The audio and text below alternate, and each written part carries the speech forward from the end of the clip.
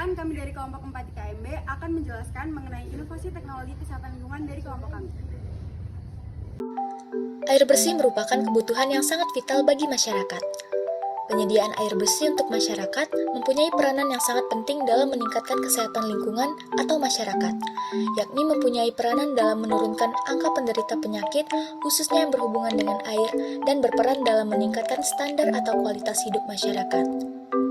Sampai saat ini, penyediaan air bersih untuk masyarakat di Indonesia masih dihadapkan pada beberapa permasalahan yang cukup kompleks dan sampai saat ini masih belum dapat diatasi sepenuhnya. Teknologi kesehatan lingkungan merupakan penerapan ilmu pengetahuan dan teknologi untuk mengendalikan faktor-faktor lingkungan yang dapat berakibat pada kesehatan manusia. Teknologi kesehatan lingkungan bertujuan untuk meningkatkan kualitas lingkungan seperti dengan menjaga kebersihan air, udara, dan tanah. Selanjutnya, mencegah penyakit dengan mengurangi risiko penyakit yang disebabkan oleh faktor lingkungan.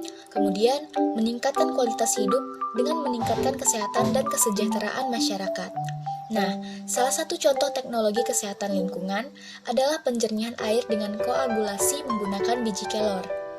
Biji kelor mengandung protein yang dapat mengikat kotoran dan partikel lain dalam air, sehingga air menjadi lebih jernih. Adapun alat dan bahan yang digunakan dalam inovasi teknologi penjernihan air ini, yaitu untuk alat yang pertama ada bak pengolahan, kemudian 2 buah keran air, kain kasa, alas bak, dan spatula kayu. Selanjutnya, untuk bahan yang digunakan adalah biji kelor yang tua dan kering. Materi selanjutnya langkah pengerjaan. Pertama, kupas biji kelor dan bersihkan kulitnya. Biji yang sudah bersih kemudian dibungkus dengan kain, lalu ditumbuk sampai benar-benar halus. Penumbukan yang kurang halus dapat menyebabkan kurang sempurnanya proses penggumpalan. Kemudian, campur tumbukan biji kelor dengan air keruh perbandingan 1:1 liter air keruh. Campur tumbukan biji kelor dengan sedikit air sampai berbentuk pasta. Kemudian masukkan pasta biji kelor ke dalam air, lalu diaduk. Aduk secara cepat selama 30 detik dengan kecepatan 55-60 putaran per menit.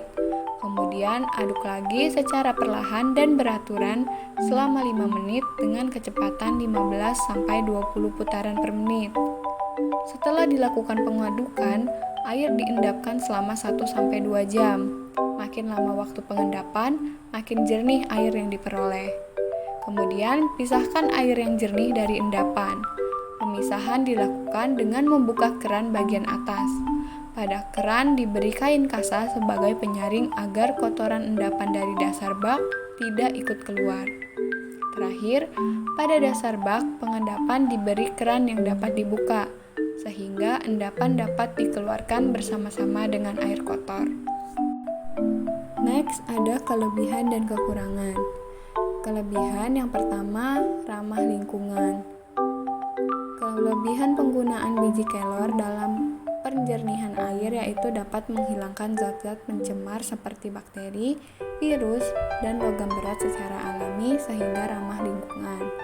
Yang kedua, murah, dan ketiga, efektif.